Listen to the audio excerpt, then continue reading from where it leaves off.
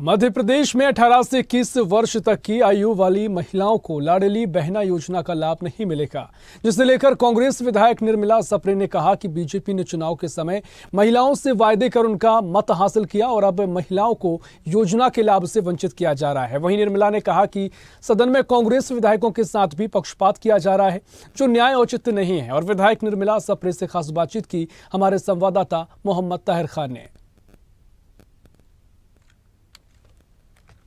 मध्य प्रदेश में 18 से 21 वर्ष की महिलाओं को लाडली बहना योजना का लाभ नहीं मिलेगा। कांग्रेस विधायक है झूमा सोलंकी, उन्होंने ये सवाल लगाया था, उसका जवाब जो है कि महिला बाल विकास मंत्री ने दिया है। कांग्रेस की विधायक निर्मला सप्रे हमारे साथ है, उनसे बात करूंगा। मैम, 18 से 21 वर्ष की जो महिलाएं हैं वो लाडली बहना के पात्र नहीं है, ऐसा जवाब आया है आज, क्या कहेंगी? देखिए, भारतीय जनता पार्टी सिर्फ जुमले की सरकार है। जब जब चुनाव आते हैं और चुनाव के कुछ महीने पहले ये अपनी बहनों को फसला देते हैं, कभी किसानों को फसला देते हैं, कभी जिस तरह इन लोगों ने 2023 का विधानसभा चुनाव लड़ा था, उस तरह उनके जो संकल्प पत्र में इसका उल्लेख किया था कि 18 से लेकर 23 वर्ष की लाडली बहनों को शामिल किया जाएगा। लेकिन आज अनुपूरक अनुमान बजट में इस बात का बिल्कुल भी जिक्र नहीं किया, ना इन बहनों के लिए राशि दी गई। सिर्फ बहनों के लिए छलावा है और निश्चित रूप से मानिए कि भारतीय जनता पार्टी सिर्फ छलावा करना चाहती है, समय रहते लालच देती है। लेकिन हम सभी बहनों से ये कहना चाहते हैं कि भारतीय जनता पार्टी की बातों में ना आइए। आगे 2024 का जो अपना लोकसभा चुनाव है उसमें जागृत हो जाइए, क्योंकि भारतीय जनता पार्टी लाडली बहनों का उपयोग ही करना चाहती है। सिर्फ उनकी वोटों का उपयोग किया, उनने सरकार बनाई मध्य प्रदेश में।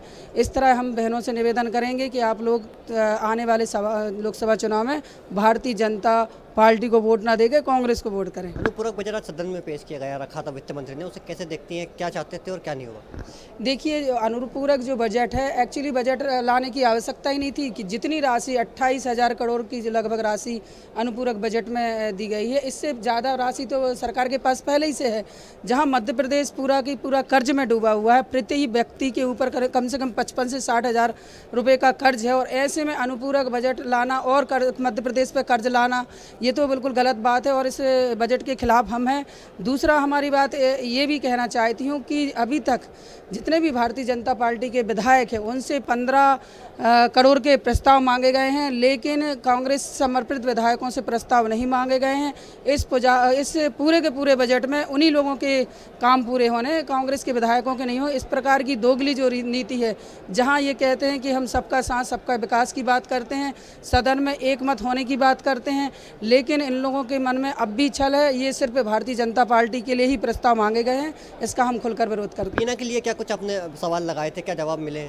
देखिए, बीना के लिए इस पूरे अनुपूरक बजट में कोई भी मांग नहीं रखी गई है, और मैंने अभी माननीय अध्यक्ष महोदय से अपनी बीना विधानसभा की मांग रखी है कि हमारे यहाँ रिंग रोड की बहुत अति आवश्यकता है, क्योंकि बीना का जो शहरी क्षेत्र है करीब 1.5 लाख जनसंख्या वाला है, और बीना में जेपी रिफाइनरी, पावर ग्रिड्स जैसे बड़े बड़े प्लांट हैं, जिससे बड़े बड़े वाहन आते हैं और शहरी क्षेत्र से होकर गुजरते हैं, जिसमें कई बार ऐसी हुई कि कभी कभी स्कूल के बच्चे दब जाते हैं और वो मर जाते हैं। तो मैंने उनसे एक रिंग रोड की मांग की है कि इस बजट में कम से कम 28,000 करोड़ का बजट है, तो बीना के लिए एक रिंग रोड दी जाए।